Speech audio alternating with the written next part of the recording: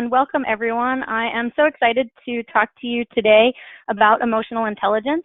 In my three-part blog series on emotional intelligence, which you can check out on our website if you haven't already read it, I talked about the things that Affinity does, and by extension, the things that your own firm could be doing to help your overall emotional intelligence of your employees at large. Today, I want to focus on what you as an individual can do to make your emotional intelligence a strength.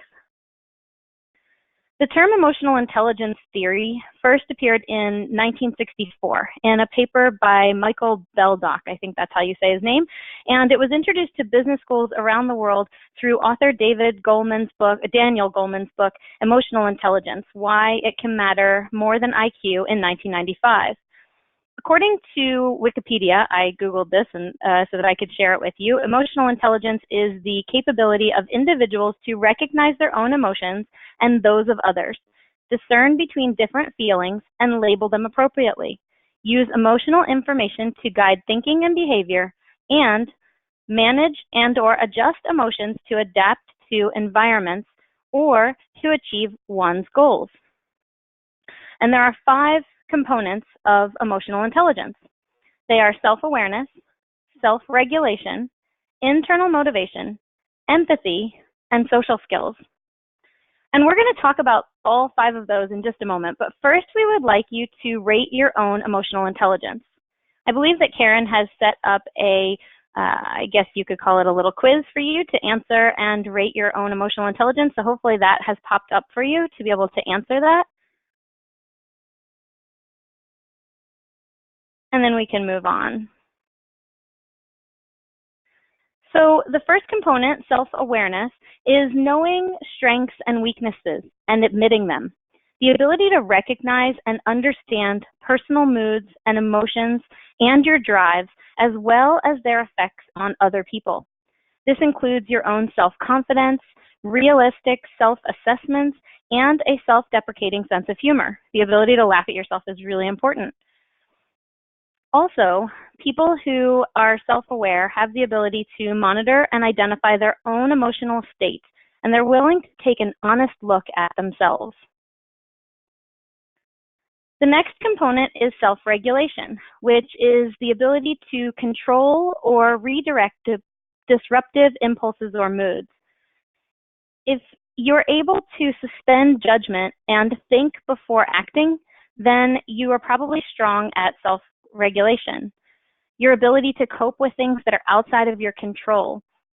Hallmarks of self-regulation include trustworthiness and integrity, the ability to comfort with ambiguity, and being open to change. The third component is internal motivation, which is a passion to work for internal reasons that go beyond money and status. Those are external rewards, and you want to be able to have an inner vision of what's important in life, a joy in doing something, a curiosity to learn, a propensity to pursue your goals with energy and persistence, and being willing to take on new challenges.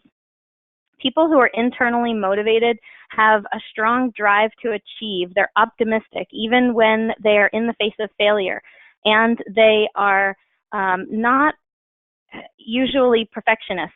We find that people with an internal motivation feel that it's more important to get it done than to get it done perfectly.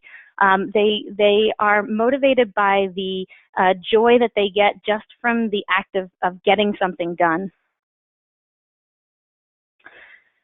People with a strong emotional intelligence also have a lot of empathy. They have the ability to understand the emotional makeup of other people and to respectfully communicate with others who are different or have different opinions.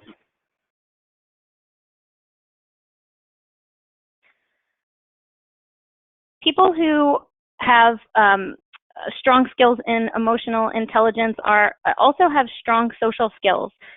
They are proficient in managing relationships and building networks. They have the ability to find common ground and build rapport. They're able to argue for a point of view without alienating others. They might be effective at leading change. They're persuasive, and they are great at leading teams.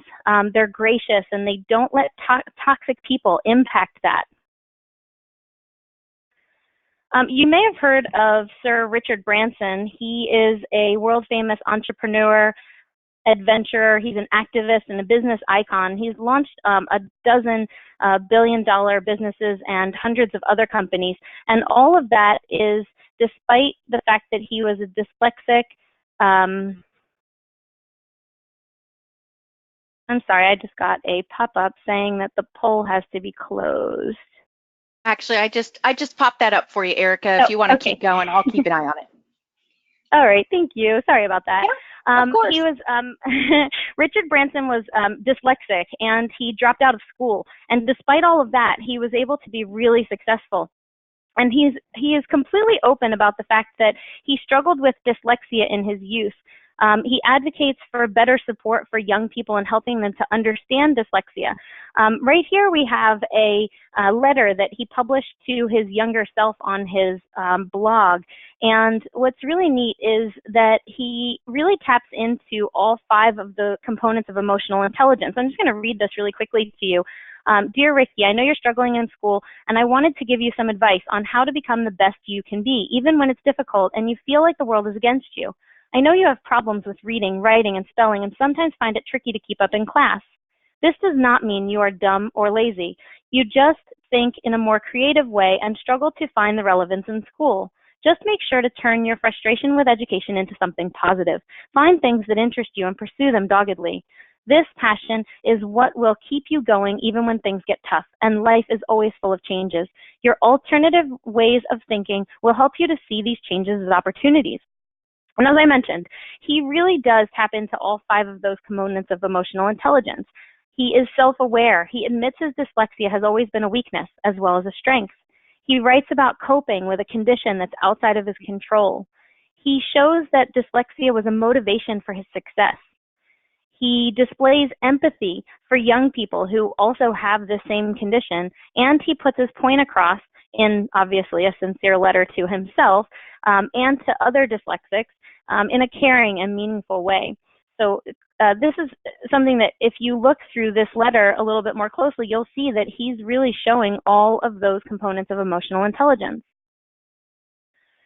Some experts believe that emotional intelligence is actually more important than IQ in success in life, which might be surprising to a lot of people, but people with an average IQ outperform those with the highest IQs 70% of the time.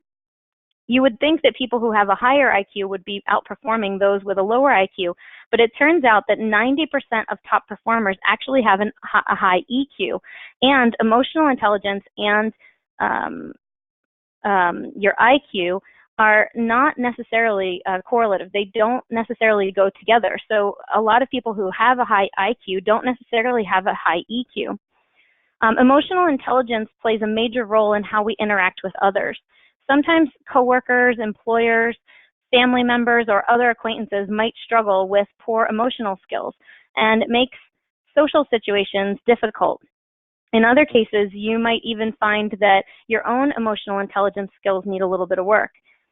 I think that there's 2 types of people. There's those who have a high emotional intelligence naturally. They don't really even have to think about it. And then there's those of us who it might not come as natural to. And I want to focus on the fact that it's not all people, but those with a low emotional intelligence a lot of times don't even realize it about themselves, because remember that one of the components is the ability to self-assess.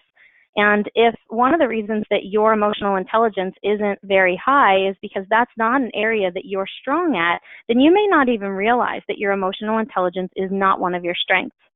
There are lots of tests out there that you can take to measure emotional intelligence, and I totally recommend that you go out and take one of them. Most of the good ones cost a little bit of money, and they'll give you feedback on them. I would definitely recommend checking one of those out. But for now, I'm just going to share some signs that you might need to work on your emotional intelligence. So some signs of a low emotional intelligence are that you might find yourself getting in a lot of arguments with everyone, from your coworkers and your family members, possibly even to complete strangers, because you struggle to understand or consider sometimes the feelings of others. You might not understand how others feel, or you might believe that other people are being too sensitive. If you think that a lot, then that might be a sign that you need to work on your emotional intelligence. You might think that people are overreacting when they don't understand your comments or jokes. You may even feel that oftentimes others just don't get the point. If you have a hard time giving emotional support, showing compassion to others, typically that is a sign of little empathy for other people. If you refuse to listen to different points of view, or you blame others for your own mistakes, you might even have emotional outbursts that seem overblown or unexpected.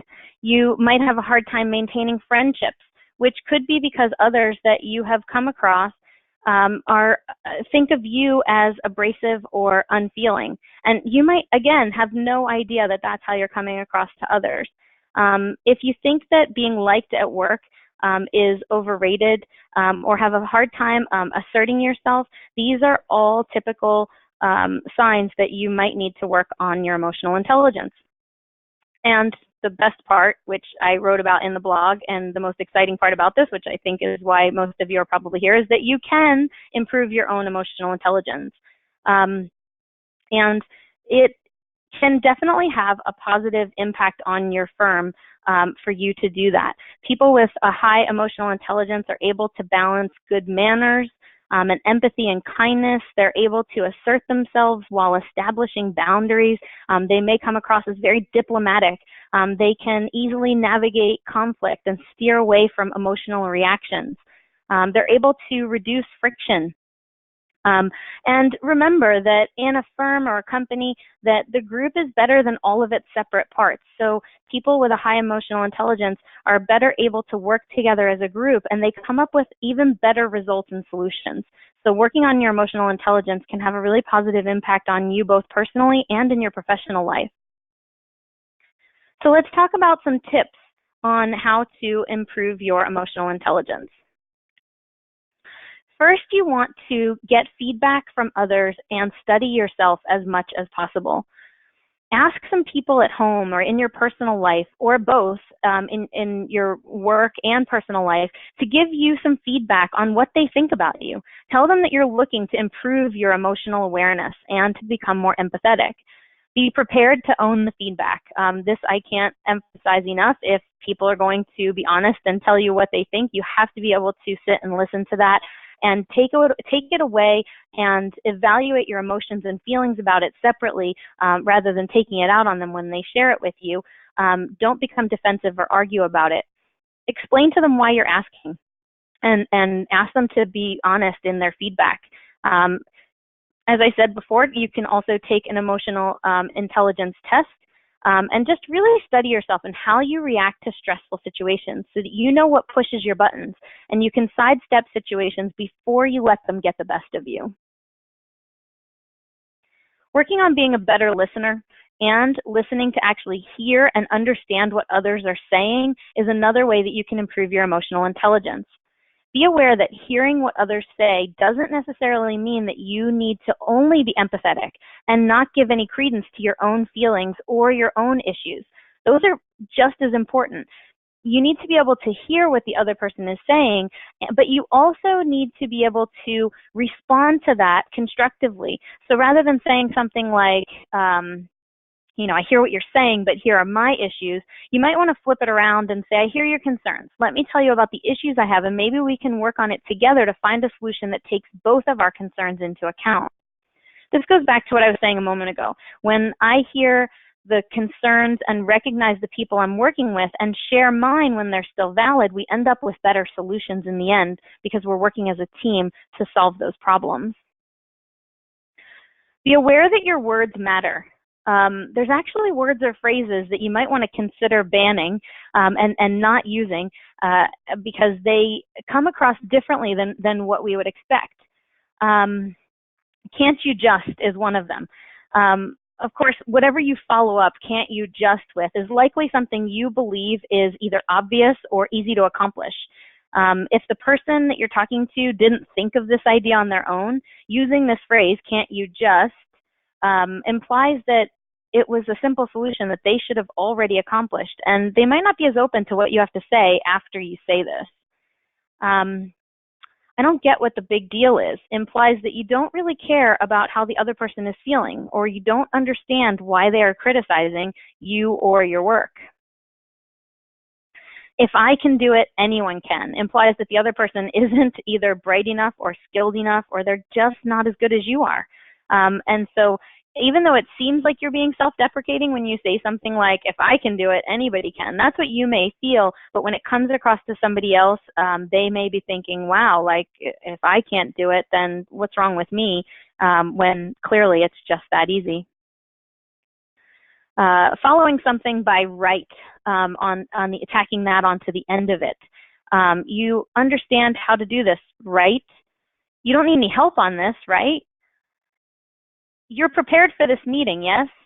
This implies, when you say this, it implies that you're expecting them to answer agreeing, and it might make it difficult, especially if you're a leader speaking to one of your subordinates at that point, for them to disagree, because they know that obviously you're expecting them to affirm whatever it is that just came before it. So be really careful and watch what you're saying to those around you, because it may not be coming across the way that you intend.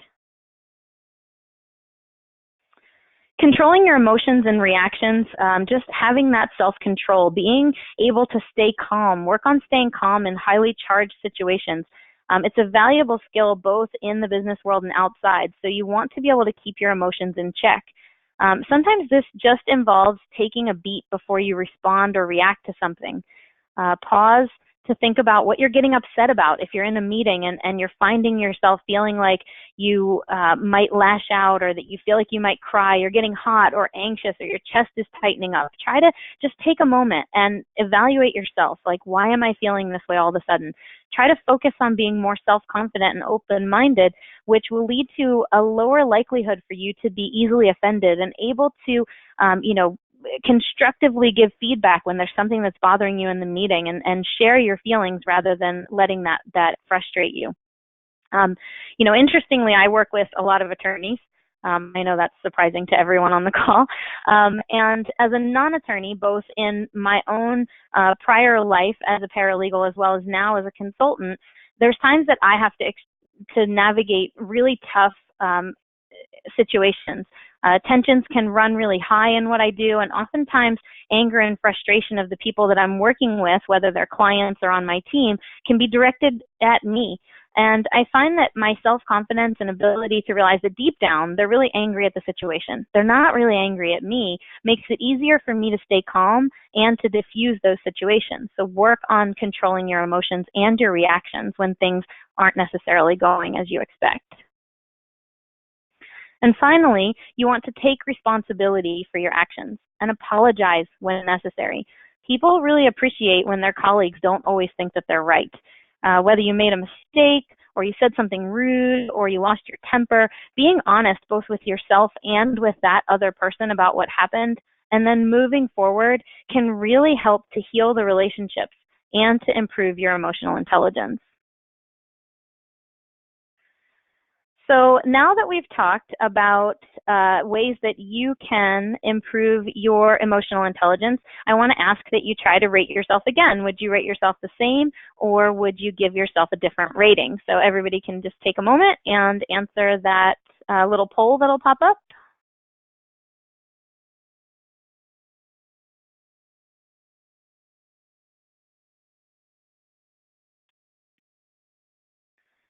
There's obviously a lot of different ways that you can improve your emotional intelligence. There's entire books and thousands of articles that are out there on the internet about it. And I am an avid reader, so I wanted to make sure to give you some additional resources that you can look at. And also, if you haven't already read the blog posts, I know that they broke an article I wrote into 3 different blog posts so that you could read those. I would recommend checking that out on the Affinity webpage.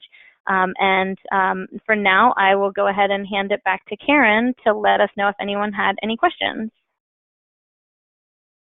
I do not see any questions, Erica, but I did share the responses from that last poll, and it looks like about 56% of everyone on the webinar today is at about a 3 and would like to keep practicing, but they're ready to improve. So you did a great job. Awesome. Thank you so much for sharing such an interesting topic with us. Thank you very much. Great job.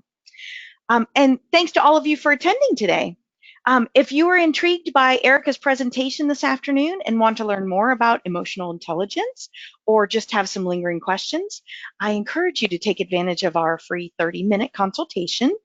This is your chance to speak with one of our experts at Affinity and ask for advice, bounce ideas off of them, just get answers to some nagging questions, anything. So just reply to the follow-up email I'm about to send, and I'll be happy to do the rest. Also, I hope you'll join us for Erica's Q&A webinar when she'll be leading a deep dive into the world of default services and answering the most common and most critical questions about the mortgage banking world. That's coming up on September 10th. So just jump on to affinityconsulting.com/webinars for all the details, and you can join us again soon. Please watch for my email, follow my follow-up email coming to you shortly with today's recording and slide deck. And please do share your feedback with us on the survey that follows. Thanks, everyone.